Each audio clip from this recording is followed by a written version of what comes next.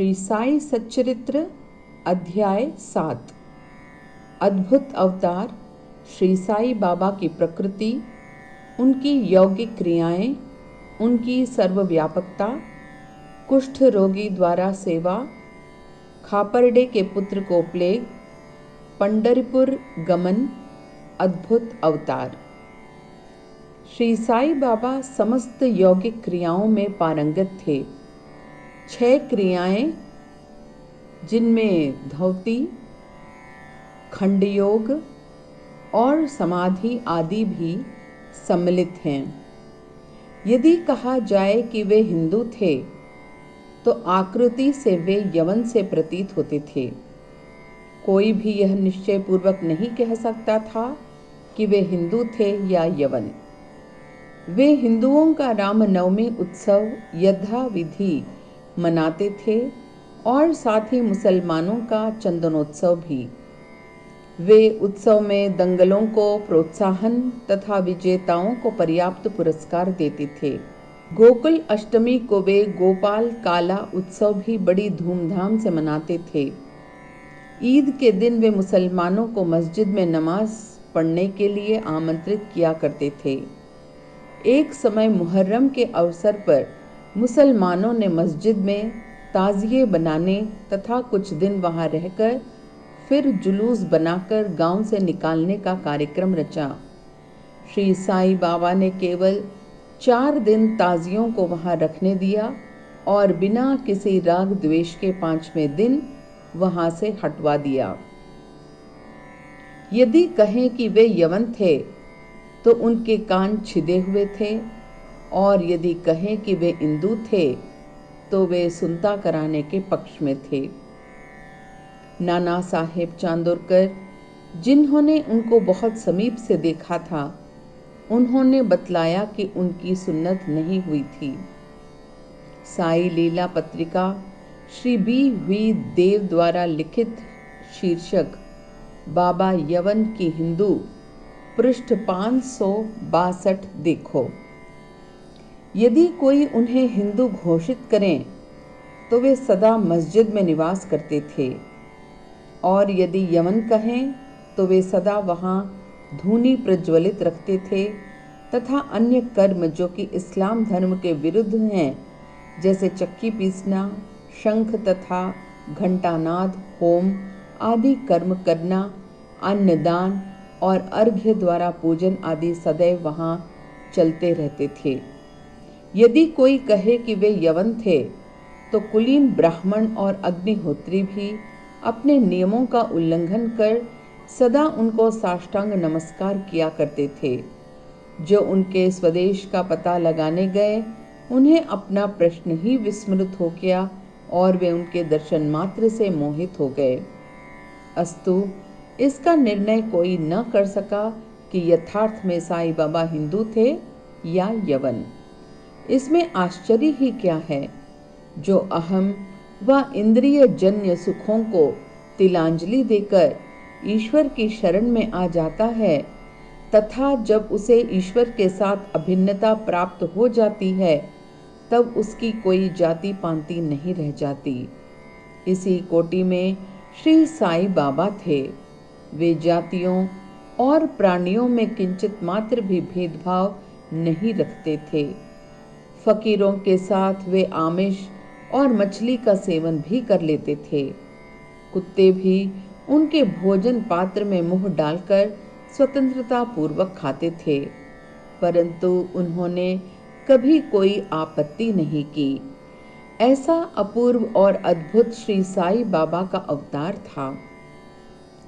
गत जन्मों के शुभ संस्कारों के परिणाम स्वरूप मुझे भी उनके श्री चरणों के समीप बैठने और उनका सत्संग लाभ उठाने का सौभाग्य प्राप्त हुआ। मुझे जिस आनंद व सुख का अनुभव हुआ, उसका वर्णन मैं किस प्रकार कर सकता हूँ। यथार्थ में बाबा अखंड सच्चिदानंद थे। उनकी महानता और अद्वितीयता का बखान कौन कर सकता है। जिसने उनके श्री चरण कमलों की शरण ली, उसे साक्षात्कार की प्राप्ति हुई। अनेक सन्यासी साधक और अन्य मुमुक्षु जन भी श्री साईं बाबा के पास आया करते थे। बाबा भी सदैव उनके साथ चलते फिरते, उठते बैठते, उनसे वार्तालाप कर उनका चित्तरंजन किया करते थे। अल्लाह मालिक सदैव उनके होंठों पर था। वे कभी भी विवाद और मतभेद में नहीं पड़ते थे तथा सदा शांत और स्थिर रहते थे, परंतु कभी कभी वे क्रोधित हो जाया करते थे। वे सदैव ही वेदांत की शिक्षा दिया करते थे। कोई भी अंत तक न जान सका कि श्री साईं बाबा वास्तव में कौन थे। अमीर और गरीब दोनों उनके लिए एक समान थे। वे लोगों के गुह्य व्यापार को पूर्णतया जानते थे और जब वे रहस्य प्रकट करते तो सब विस्मित हो जाते थे। स्वयं ज्ञान अवतार होकर भी वे सदैव अज्ञानता का प्रदर्शन किया करते थे। उन्हें आदर सत्कार से सदैव अरुचि थी। इस प्रकार का श्री साईं बाबा का वैशिष्ट्य था। थे तो वे शरीरधारी, परंतु कर्मों से उनकी ईश्वरीयता स्पष्ट झलकती थी। शिरडी के सकल नर नारी उन्हें परब्रह्म ही मानते थे। बाबा की प्रकृति। मैं मूर्ख जो हूँ, श्री साईं बाबा की अद्भुत लीलाओं का वर्णन नहीं कर सकता। शिरडी के प्रायः समस्त मंदिरों का उन्होंने जीर्णोद्धार किया। श्री तात्या पाटिल के द्वारा शनि, गणपति, शंकर, पार्वती, ग्राम्य देवता और हनुमान जी आदि के मंदिर ठीक करवाए। उनका दान भी विलक्षण था।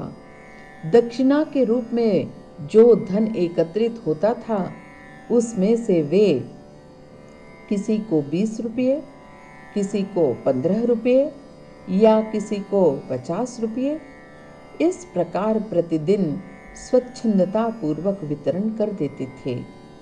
प्राप्तिकर्ता उसे शुद्ध दान समझता था।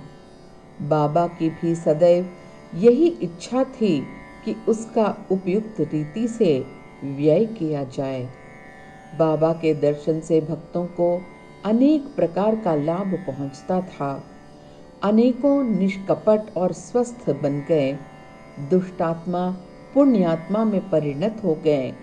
अनेकों कुष्ठ रोग से मुक्त हो गए और अनेकों को मनोवांछित फल की प्राप्ति हो गई। पंगुओं की पंगुता नष्ट हो गई।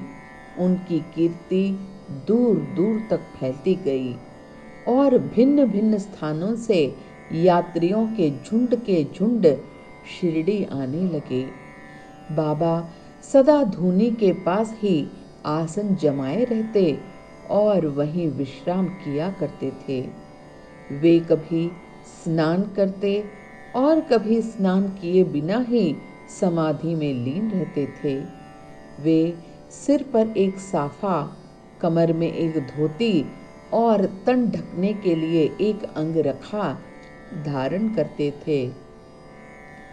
प्रारंभ से ही उनकी वेशभूषा इसी प्रकार थी। अपने जीवन काल के पूर्वार्ध में वे गांव में चिकित्सा कार्य भी किया करते थे। रोगियों को निदान कर उन्हें औषधि भी देते थे और उनके हाथ में अपरिमित यश था। इस कारण से वे अल्पकाल में ही योग्य चिकित्सक विख्यात हो गए। यहाँ केवल एक ही घटना का उल्लेख किया जाता है जो बड़ी विचित्र थी। विलक्षण नेत्र चिकित्सा। एक भक्त की आंखें बहुत लाल हो गई थीं। उनमें सूजन भी आ गई थी। शिरडी सरीखे छोटे ग्राम में डॉक्टर कहाँ? तब भक्तगण ने रोगी को बाबा के समक्ष उपस्थित किया। इस प्रकार की पीड़ा में डॉक्टर प्रायः लेप, मरहम, अंजन, गाय का दूध तथा कपूर युक्त औषधियों को प्रयोग में लाते हैं, पर बाबा की औषधि तो सर्वथा ही भिन्न थी। उन्होंने भिलावा पीसकर उसकी 2 गोलियां बनाई और रोगी के नेत्रों में एक एक गोली चिपकाकर कपड़े की पट्टी से आंखें बांध दी। दूसरे दिन पट्टी हटाकर नेत्रों के ऊपर जल के छींटे छोड़े गए। सूजन कम हो गई और नेत्र प्रायः निरोग हो गए। नेत्र शरीर का एक अति सुकोमल अंग है, परंतु बाबा की औषधि से कोई हानि नहीं पहुंची, वरन नेत्रों की व्याधि दूर हो गई। इस प्रकार अनेक रोगी निरोग हो गए। यह घटना तो केवल उदाहरण स्वरूप ही यहाँ दी गई है। बाबा की यौगिक क्रियाएं। बाबा को समस्त यौगिक प्रयोग और क्रियाएं ज्ञात थीं। उनमें से केवल 2 का ही उल्लेख यहाँ किया जाता है। धौती क्रिया, आंते स्वच्छ करने की क्रिया। प्रति तीसरे दिन बाबा मस्जिद से पर्याप्त दूरी पर एक वट वृक्ष के नीचे किया करते थे। एक अवसर पर लोगों ने देखा कि उन्होंने अपनी आंतों को उदर से बाहर निकालकर उन्हें चारों ओर से स्वच्छ किया और समीप के वृक्ष पर सूखने के लिए रख दिया। शिरडी में इस घटना की पुष्टि करने वाले लोग अभी भी जीवित हैं। उन्होंने इस सत्य की परीक्षा भी की है। साधारणतः धौती क्रिया एक 3 इंच चौड़े व 22.5 फुट लंबे गीले कपड़े के टुकड़े से की जाती है। इस कपड़े को मुंह के द्वारा उदर में उतार लिया जाता है तथा उसे लगभग आधा घंटे तक रखे रहते हैं ताकि उसका पूरा प्रभाव हो जाए। तत्पश्चात उसे बाहर निकाल लेते हैं। पर बाबा की तो यह धौती क्रिया सर्वथा विचित्र और असाधारण ही थी। खंड योग। एक समय बाबा ने अपने शरीर के अवयव पृथक पृथक कर मस्जिद के भिन्न भिन्न स्थानों में बिखेर दिया। अकस्मात उसी दिन एक महाशय मस्जिद में पधारे और अंगों को इस प्रकार यहाँ वहाँ बिखरा देखकर बहुत ही भयभीत हुए। पहले उनकी इच्छा हुई कि लौटकर ग्राम अधिकारी के पास यह सूचना भिजवा देनी चाहिए कि किसी ने बाबा का खून कर उनके टुकड़े टुकड़े कर दिए हैं, परंतु सूचना देने वाले ही पहले पकड़ा जाता है। यह सोचकर वे मौन रहे। दूसरे दिन जब वे मस्जिद में गए तो बाबा को पूर्ववत हृष्ट पुष्ट और स्वस्थ देखकर उन्हें बड़ा विस्मय हुआ। उन्हें ऐसा लगा कि पिछले दिन जो दृश्य देखा था वह कहीं स्वप्न तो नहीं था। बाबा बाल्यकाल से ही यौगिक क्रियाएं किया करते थे और इन्हें जो अवस्था प्राप्त हो चुकी थी उसका सत्य ज्ञान किसी को भी नहीं था। चिकित्सा के नाम से उन्होंने कभी किसी से 1 पैसा भी स्वीकार नहीं किया। अपने उत्तम लोकप्रिय गुणों के कारण उनकी कीर्ति दूर दूर तक फैल गई। उन्होंने अनेक निर्धनों और रोगियों को स्वास्थ्य प्रदान किया। इस प्रसिद्ध डॉक्टर के डॉक्टर, मसीहों के मसीहा ने कभी अपने स्वार्थ की चिंता न कर अनेक विघ्नों का सामना किया तथा स्वयं असहनीय वेदना और कष्ट सहन कर सदैव दूसरों की भलाई की और उन्हें विपत्तियों में सहायता पहुंचाई। वे सदा पर कल्याणार्थ चिंतित रहते थे। ऐसी ही एक घटना नीचे लिखी जाती है जो उनकी सर्वव्यापकता तथा महान दयालुता की द्योतक है। बाबा की सर्वव्यापकता और दयालुता। सन 1910 में बाबा दीपावली के शुभ अवसर पर धुनी के समीप बैठे हुए अग्नि ताप रहे थे तथा साथ ही धूनी में लकड़ी डालते जा रहे थे। धूनी प्रचंडता से प्रज्वलित थी। कुछ समय पश्चात उन्होंने लकड़ियां डालने के बदले अपना हाथ धूनी में डाल दिया। हाथ बुरी तरह से झुलस गया। नौकर माधव तथा माधवराव देशपांडे ने बाबा को धूनी में हाथ डालते देखकर तुरंत दौड़कर उन्हें बलपूर्वक पीछे खींच लिया। माधवराव ने बाबा से कहा, देवा, आपने ऐसा क्यों किया? बाबा सावधान होकर कहने लगे, यहाँ से कुछ दूरी पर एक लोहारिन जब भट्टी धोंक रही थी, उसी समय उसके पति ने उसे बुलाया। कमर से बंधे हुए शिशु का ध्यान छोड़ वह शीघ्रता से वहां दौड़कर गई। अभाग्यवश शिशु फिसलकर भट्टी में गिर पड़ा। मैंने तुरंत भट्टी में हाथ डालकर शिशु के प्राण बचा लिए। मुझे अपना हाथ जल जाने का कोई दुख नहीं है, परंतु मुझे संतोष है कि एक मासूम शिशु के प्राण बच गए। कुष्ठ रोगी द्वारा सेवा। माधवराव देशपांडे के द्वारा बाबा का हाथ जल जाने का समाचार पाकर भी नाना साहेब चांदोरकर बंबई के सुप्रसिद्ध डॉक्टर श्री परमानंद के साथ दवाइयाँ, लेप, मरहम तथा पट्टियाँ आदि साथ लेकर शीघ्रता से शिरडी को आए। उन्होंने बाबा से डॉक्टर परमानंद को हाथ की जांच करने और जले हुए स्थान में दवा लगाने की अनुमति मांगी। यह प्रार्थना अस्वीकृत हो गई।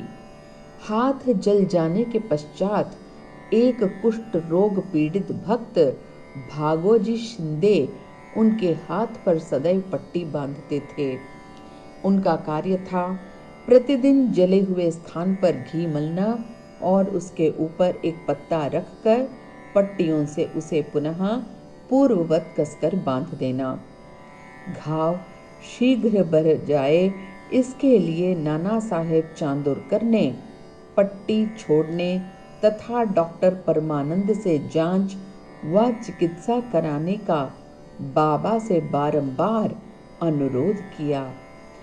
यहाँ तक कि डॉक्टर परमानंद ने भी अनेक बार प्रार्थना की, परंतु बाबा ने यह कहते हुए टाल दिया कि केवल अल्लाह ही मेरा डॉक्टर है।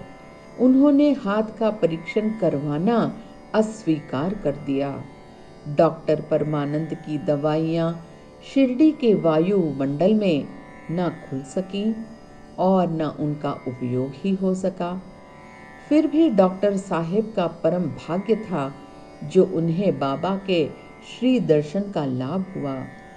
भागोजी को दवा लगाने की अनुमति मिल गई।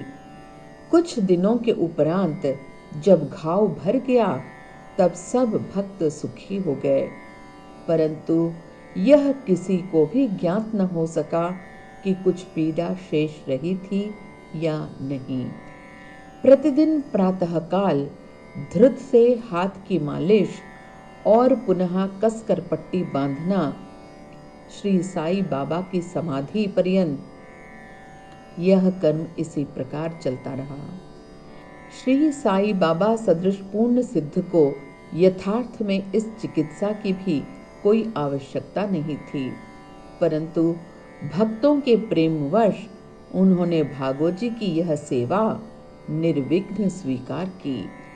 जब बाबा लेंडी को जाते तो भागोजी छाता लेकर उनके साथ ही जाते थे।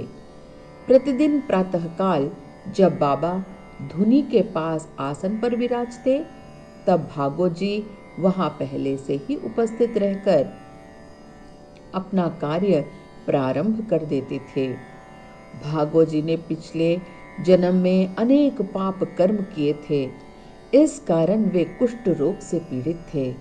उनकी उंगलियां गल चुकी थीं और शरीर पीप आदि से भरा हुआ था, जिससे दुर्गंध भी आती थी। यद्यपि बाह्य दृष्टि से वे दुर्भागी प्रतीत होते थे, परंतु बाबा का प्रधान सेवक होने के नाते यथार्थ में वे ही अधिक भाग्यशाली तथा सुखी थे। उन्हें बाबा के सानिध्य का पूर्ण लाभ प्राप्त हुआ। बालक खाबरडे को प्लेग। अब मैं बाबा की एक दूसरी अद्भुत लीला का वर्णन करूंगा। श्रीमती खापर्डे, जो अमरावती के श्री दादा साहेब खापर्डे की धर्मपत्नी हैं, अपने छोटे पुत्र के साथ कई दिनों से शिरडी में थीं। पुत्र तीव्र ज्वर से पीड़ित था। पश्चात उसे प्लेग की गिल्टी अर्थात गांठ भी निकल आई।